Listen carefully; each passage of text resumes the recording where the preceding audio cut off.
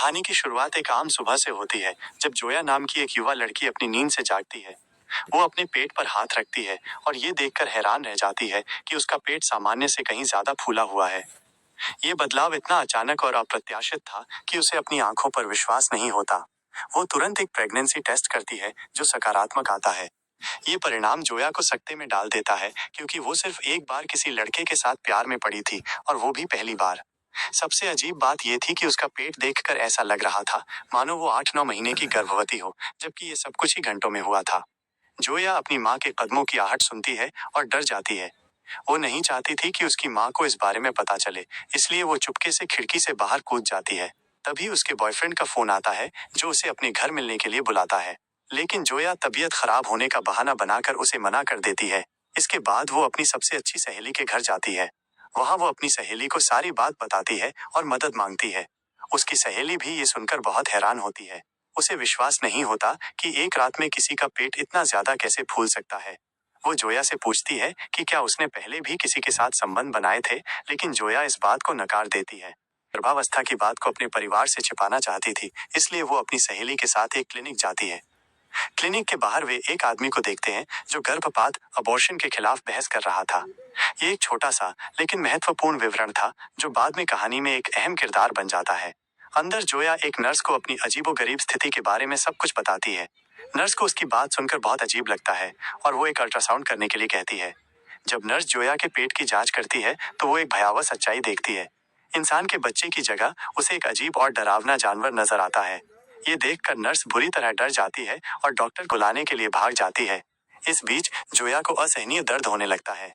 जब डॉक्टर आता है, तो नर्स उसे बताती है कि लड़की के पेट में इंसान का बच्चा नहीं, बल्कि एक अजीब सा जानवर है।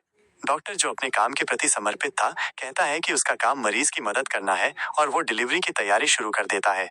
जैसे ही डिलीवरी होती है, वो अजीब सा जीव बाहर आता है। वो दिखने में तो छोटा था, लेकिन उसकी गति बहुत तेज थी और उसके दांत बेहद नुकीले और बड़े थे। बाहर आते ही वो डॉक्टर पर हमला करता है और पल भर में उसे मार देता है। ये देखकर जोया और उसकी सहेली दहशत में आ जाते हैं। वो अजीब जानवर क्लिनिक में तोड़फोड़ मचाने लगता है। तभी एक नर्स हाथ में लाइट लेकर उसे ढूंढने की कोशिश करती है, लेकिन वह जीव उस पर हमला कर देता है। वो नर्स का सिर फाड़कर उसमें घुस जाता है और उसे अपने नियंत्रण में ले लेता है। जोया को अब ये समझ में आता है कि ये कोई जानवर नहीं, बल्कि एक एलियन का बच्चा है, जो इंसानों को नियंत्रित कर सकता है। जोया और उसकी सहेली जान जाती हैं कि यहाँ रुकना खतरे से खाली नहीं है, और वे तुरंत क्लिनिक से भाग जाती हैं। वे अपनी गाड़ी में बैठकर एक सुरक्षित जगह पर रुकते हैं, जहाँ उन्हें लगता है कि वे अब सुरक्षित हैं। लेकिन तभी जोया को दोबारा पेट में तेज दर्द होने लगता है। इसका मतलब था कि उसके पेट में एक और एलियन मौजूद था। जोया की सहेली कहती है कि उन्हें पुलिस को खबर करनी चाहिए, लेकिन जोया मना कर देती है। वो डरती है कि पुलिस को उसकी गर्भावस्था के बारे में पता चल जाएगा और ये बात उसकी माँ तक पहुंच जाएगी। उसकी सहेली समझाती है कि ये एलियन अमेरिका से आया है और शायद अपने साथ कोई जहरीला वायरस भी लाया हो। इसके बाद जोया की सहेली उसे अपने घर ले जाती है, जहां जोया दूसरे एलियन को जन्म देने की कोशिश कर रही होती है। तभी जोया की माँ घर आ जाती है और जोया डर के मारे छिप जाती है। जोया अपनी सहेली से मदद मांगती है, और उसकी सहेली को याद आता है कि उसका एक दोस्त है जो एनिमल प्रोडक्शन में माहिर है और वो उनकी मदद कर सकता है।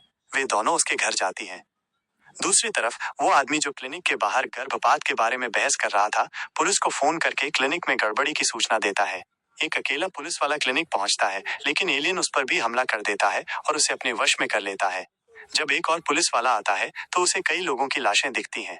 तभी उसे जोया की प्रेगनेंसी रिपोर्ट मिलती है और वो समझ जाता है कि इस सब के पीछे जोया और उस जीव का हाथ है। जोया और उसकी सहेली उस दोस्त के घर पहुंचते हैं, जो उनकी बात सुनकर बहुत परेशान हो जाता है। वो जोया को लिटाकर उसके पेट में एक इंजेक्शन लगाता है, ताकि वो भयानक जीव बाहर आ जाए और एक मशीन में पीस कर मर जाए। लेकिन इंजेक्शन का कोई असर नहीं होता। वो आदमी एक और इंजेक्शन लाने जाता है, तभी दरवाजा टूटता है और पुलिस अंदर आती है। पुलिस जोया, उसकी सहेली और उसके दोस्त को गिरफ्तार कर पुलिस स्टेशन ले आती है। पुलिस स्टेशन में जोया की माँ भी आ जाती है, जिसे पुलिस वाले ने बुलाया था। जोया की माँ को उसकी गर्भावस्था के बारे में पता चलता है और वो जोया पर बहुत गुस्सा करती है। पुलिस वाला उन्हें शांत करता है और जोया पूछता है कि क्लिनिक में क्या हुआ था। जोया बताती है कि उसने एक जीव को जन्म दिया था, लेकिन कोई भी उसकी बात पर विश्वास नहीं करता, न उसकी माँ, न ही पुलिस वाला। तभी वही एलियन, जो एक आदमी को नियंत्रित कर रहा था, पुलिस स्टेशन में घुसता है। पुलिस वाले उस पर गोलियां चलाते हैं, लेकिन उसे कुछ नहीं होता और वो उन पर हमला कर देता है। जोया, उसकी माँ और उसकी सहेली अपनी जान बचाने के लिए जेल के अंदर छिप जाती हैं। जोया की सहेली उसकी माँ को समझाती है कि ये सब उस एक रात का नतीजा है जो जोया ने अपने बॉयफ्रेंड के साथ बिताई थी। तभी जोया का दोस्त समझ जाता है कि जोया के पेट में जो दूसरा एलियन है उसे लेने के लिए पहला एलियन यहाँ आया है। वो एलियन एक पुलिस अधिकारी के सिर पर चढ़कर उसे नियंत्रित करता है और बाकी पुलिस वालों को मार डालता है। ये देखकर सब भागने लगते हैं। तभी वो भयानक जीव जोया की सहेली पर हमला करता है, उसे अपने वश में कर लेता है और उसकी आंख में एक पेन घुसा देता है। लेकिन उसकी सहेली हिम्मत दिखाकर उस जीव को मार देती है। जोया का दोस्त अब उसे बताता है कि वो दूसरे एलियन को बाहर निकालने में मदद करेगा। तभी वो पहला भयानक जीव पीछे से आकर उसकी गर्दन तोड़ देता है।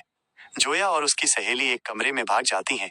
तभी जोया की माँ कमरे में आती है, जिस पर वो जीव हमला कर देता है और उसे अपने नियंत्रण में कर लेता है। वो जीव जोया की सहेली को भी मारकर फेंक देता है। अब वो जोया के पास आता है।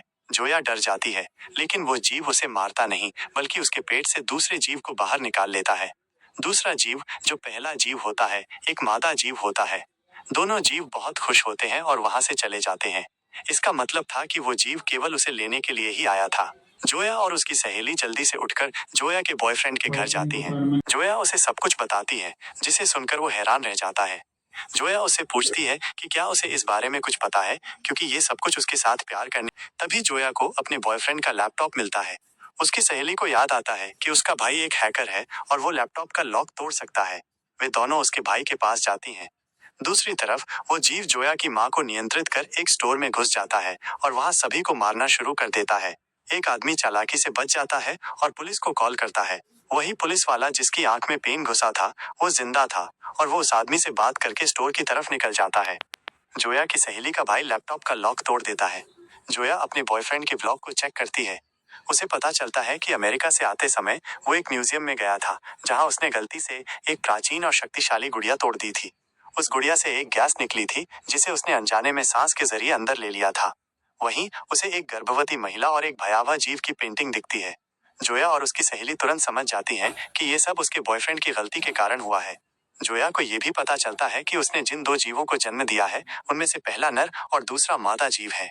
वे एक दूसरे से और भी जीव पैदा करेंगे और इंसानों को खत्म करके धरती पर राज करेंगे। पुलिस वाला उस स्टोर के पास पहुंचता है, जहां वो आदमी उसे सब कुछ बताता है।